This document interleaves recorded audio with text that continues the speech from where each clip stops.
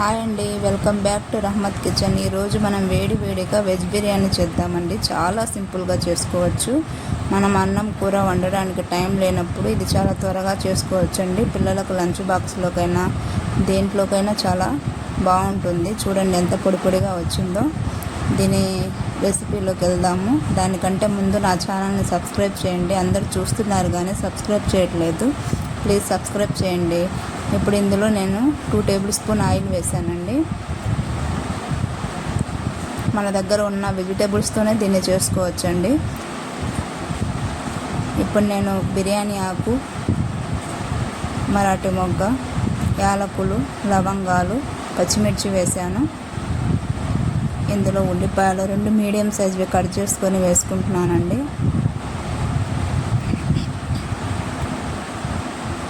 ఈలోపు మనం meal maker వేడి నీళ్ళలో వేద్దాము, సోక్ అవుతుంది. దీన్ని 5 మినిట్స్ నానబెట్టుకుందాం వేడి నీళ్ళల్లో. మన ఉల్లిపాయలు బాగా వేగాయి కదా. ఇప్పుడు ఇందులో అల్లం వెల్లుల్లి పేస్ట్ వేస్తున్నానండి. పచ్చివాసన పోయే వరకు కలుపుకుందాము.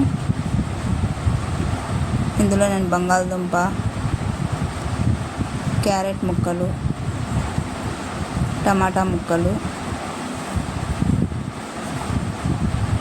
అలాగే మనం నానబెట్టుకున్నాం కదా ఆ మిల్ మేకర్ని గట్టిగా నీళ్లు పిండేసి వేసుకుందామండి. మీ దగ్గర ఏ వెజిటేబుల్స్ ఉంటే అవి వేసుకోండి. మీ దగ్గర పచ్చి బఠానీ ఉన్నా వేసుకోండి, క్యాలీఫ్లవర్ ఉన్నా వేసుకోండి, బాగుంటుంది. రుచికి సరిపడా ఉప్పు వేస్తున్నాను. కొద్దిగా పసుపు, కొద్దిగా కారం వేస్తున్నానండి. ఇదంతా బాగా కలుపుకోవాలి.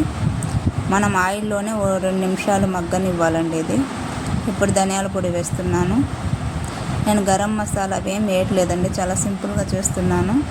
నేను 2 గ్లాసులు బియ్యం తీసుకున్నాను, దానికి 3 గ్లాసుల వాటర్ వేస్తున్నాను.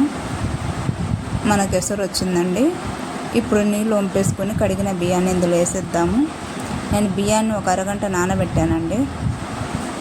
దీన్ని ఒకసారి బాగా కలుపుకోవాలి. మనం ఇప్పుడే కుక్కర్కి మూత పెట్టేస్తే అది పొంగులాగా వచ్చేస్తుంది. అందుకని చెప్పేసి కొంచెం సేపు ఉడకనివ్వాలి. చూసారా, చక్కగా ఉడికిపోయింది కదా. ఇప్పుడు గార్నిష్ చేద్దాము. కొద్దిగా కొత్తిమీర,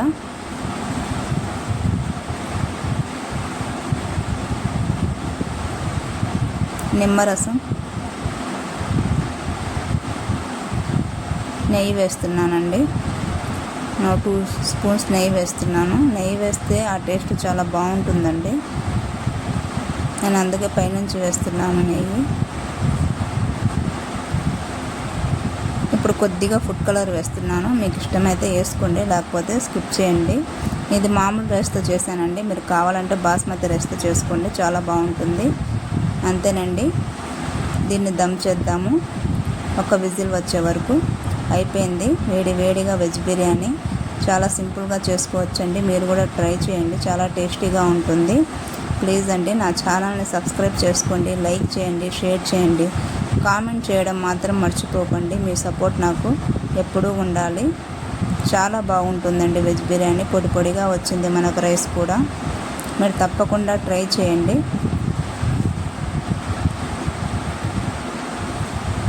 ఓకే అండి.